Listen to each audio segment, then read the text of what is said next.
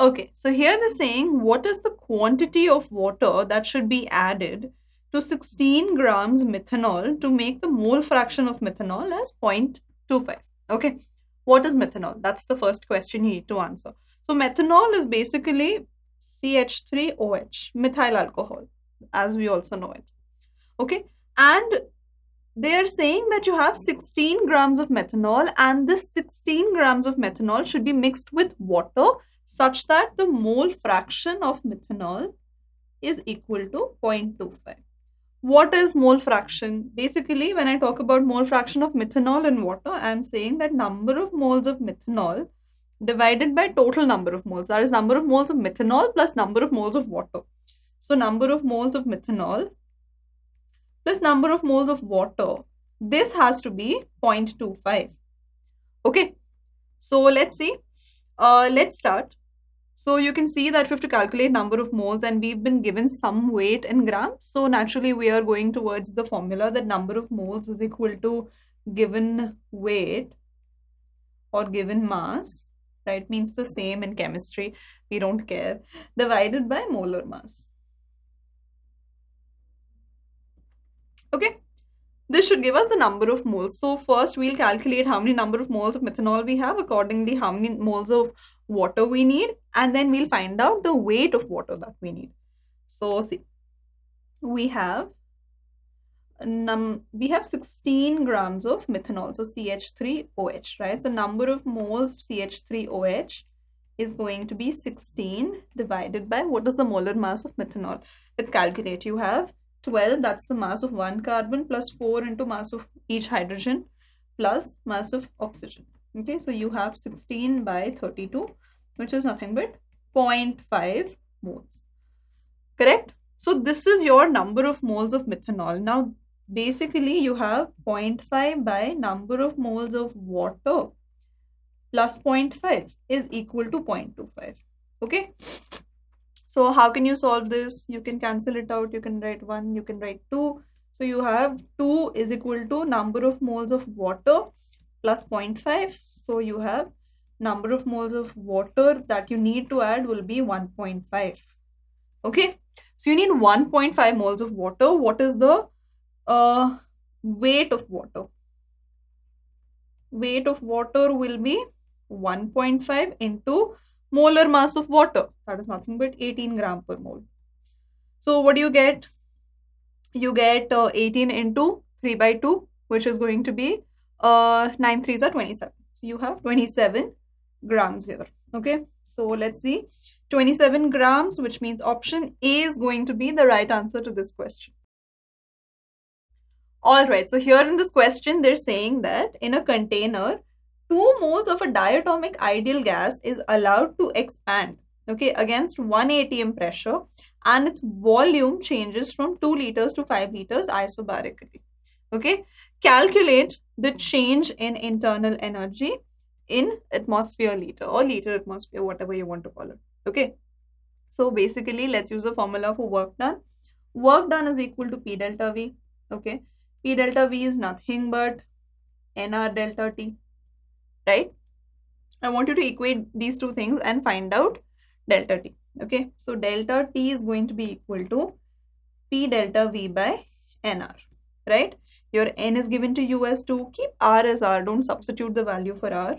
Your pressure is given to you as 1 atm. Your volume is given to you as, sorry, delta V is given to you as 5 minus 2, 3 liters. Okay. Let's substitute all of this. You get delta T is equal to 1 into 3 liters divided by 2 into R is going to be what? Let's keep it as R. So this, your numerator value is going to be 3 liter atm. I'm not substituting any other values because I know that everything else will cancel out. Okay, now your delta U is going to be equal to NCV delta T, right? What is N? N is given to you as 2 moles, right? So you write 2 multiplied by CV. CV for a ideal diatomic gas, okay? They've told you diatomic ideal gas is going to be what? 5R by 2, okay? So here we will write 5R by 2 into delta T. So you get 3 liter atmosphere divided by 2R. So you can cancel this and this, you can cancel this and this. What do you have? You have 15 by 2 liter atmosphere left out. 15 by 2 liter atmosphere. 15 by 2 is nothing but 7.5. So 7.5 liter atmosphere is going to be my answer. Right? So option A, 7.5 is the right answer to this question. Okay, so here they're saying that a metal has electronic configuration argon 3d7 4s2. On the basis of this electronic configuration, find out the group number. Okay, so see, here we are talking about a d block element. I think that much is clear, right? You have 4s2 and you have 3d7. Okay, so what is this configuration like? Basically, you have your noble gas configuration, then you have n minus 1 d 0 to 10, and you have ns 1 or 2, right? So I will write 0 to 2. Okay, so this is your general configuration of d block. And if you want to talk about an neutral state, right, or a ground state, this is what it's going to look like, correct? So you have this. Now, how do you find out the group number? By simply looking at the electronic configuration. Simple. You add the number of electrons in the ns orbital and you add the number of electrons in the n minus 1 d orbital. Okay. Also, another assumption is that this is the ground state configuration that they've given to us, because if this is the excited state, then we are losing out on some electrons, right? I'm assuming this is the ground state electronic configuration. Why? Because once I get the number of electrons, I can say the number of electrons is equal to your atomic number, right? Okay, and from there I can find out the group number, right? So here I want you to add both of these things. When you add both of these things, you'll get the group number. So basically your ns is 2, n minus 1 is 7, n minus 1d is 7, 2 plus 7 is equal to 9. So option C, 9, is going to be the right answer to this question. So here they're saying which one of the following is the smallest in size. Okay, now look at your options. You have N3 minus, you have O2 minus, you have F minus, and you have Na plus. So what I want you to do is, first we will write down the atomic number and we will also write down the number of electrons in this particular ion. So we'll write Z and we'll write E minus. Okay, let's get started. You have N3 minus, you have nitrogen. What is the atomic number of nitrogen?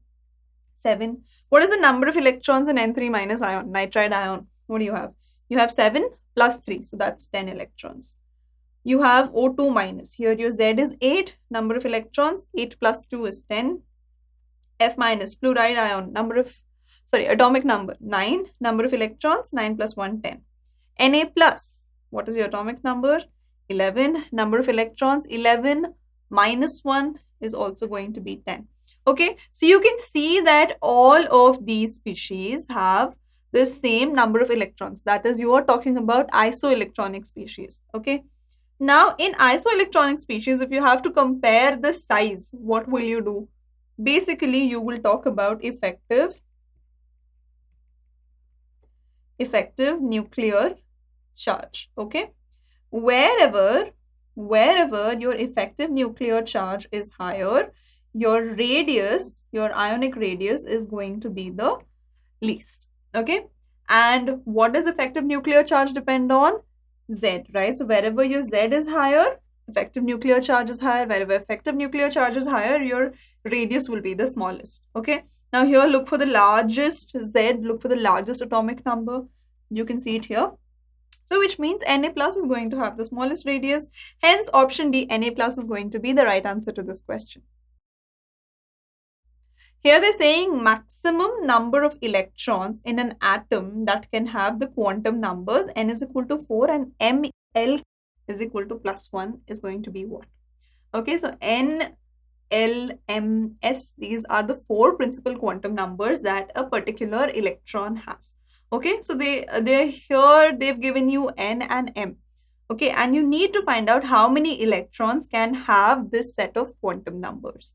Okay, so basically there are restrictions. So if I say that n is equal to 4, then can I directly jump to m? No, I have to consider l, right? So for my n is equal to 4, l can take values. right, L can take 4 values. L can be either 0, L can be 1, L can be 2, or it can be 3, right? Okay. So these are the values that I can have for L. Okay. So for L is equal to 0, what will be the value of M?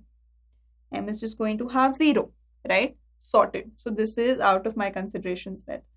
Then for L is equal to 1, M can have -1, 0, +1. For L is equal to 2, M can have -2, -1, 0, +1, +2, right?